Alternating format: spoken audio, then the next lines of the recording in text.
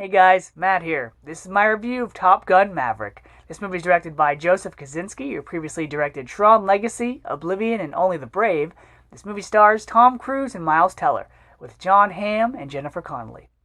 The plot of this movie is everybody's favorite jet pilot, Pete Maverick Mitchell, has been called back to the Top Gun program, but this time, not to fly, but to be a teacher.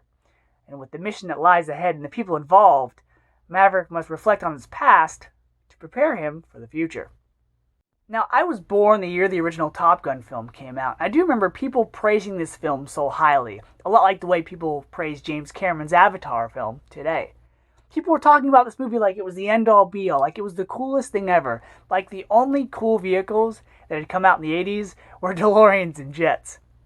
This was everyone's go-to movie. This film was so popular that some theaters kept it around for up to a year. Crazy. So, as they announced the sequel to this film, I wasn't incredibly excited because I like the film, but it doesn't hold a special place in my heart. But as they kept pushing the movie back further and further, I figured it's 2022, technology's advanced so much since then, Tom Cruise is still alive, and this has got a good cast and crew, so why not?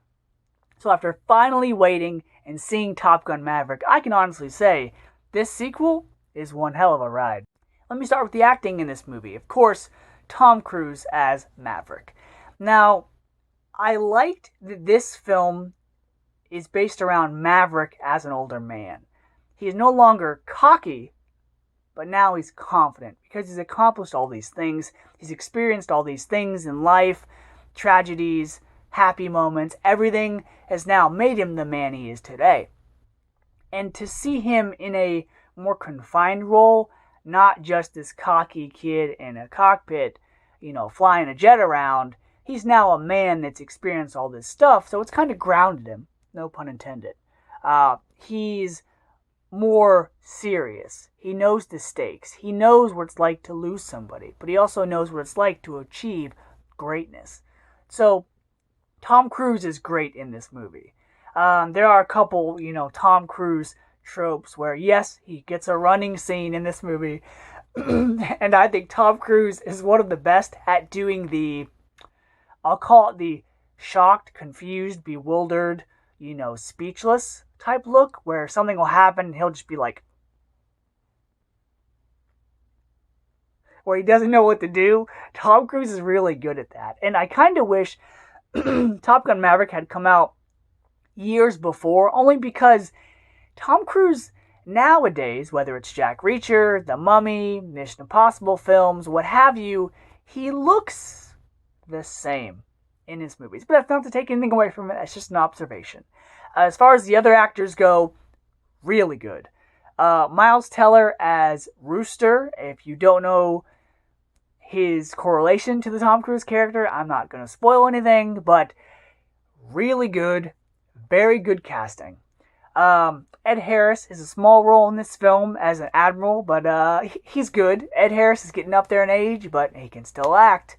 Jon Hamm, really good. He plays a nice guy in a lot of films, but every once in a while, it's nice to see him play a jerk, and he does that in this movie. Jennifer Connelly is a woman named Penny who owns a bar that Maverick goes to. Really good. She's the love interest in this movie. She also does a good job. As well as the other students in this class. I don't remember the actor and actress's names, but I remember their call signs, Hangman, Payback, Phoenix, and even Bob. They're nicely done. Hangman is like the Iceman character. He's the cocky hotshot pilot in this group. You also have a side character named Hondo. He's good. As far as the couple higher ranking officers go, they're also, they're stern when they need to be, but also they're kind of like, yeah, Maverick, go, at other times. So the acting in this film is really good, and that's something that I'm happy about, because I thought this film was going to be all about showing off today's technology, all about showing off Tom Cruise in a cockpit flying a jet, and we do get that, but there's heart and there's story here as well. Speaking of story, let me just say, this film is going to tug at your heartstrings. I don't care if you're a small child or the manliest of men, because there are moments in this film that will get you misty-eyed. Whether it's the nostalgia of, all three of the Top Gun theme songs, the anthem, the Kenny Loggins Danger Zone, or the more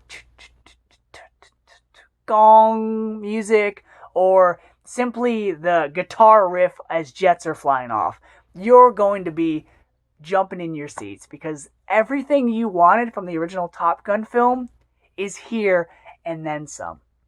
Now, this one is more about Maverick training these group of kids to prepare for this very dangerous mission. So that's the storyline here. But he takes everything that he experienced before to kind of make them work together as a team, to get them, to get along with one another.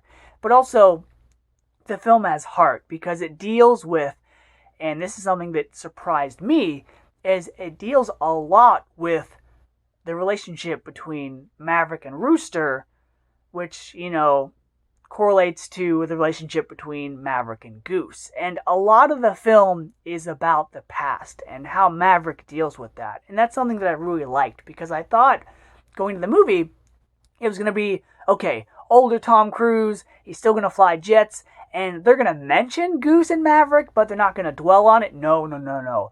That plot line is pretty much front and center. And I like that because I like it when films acknowledge things that came before.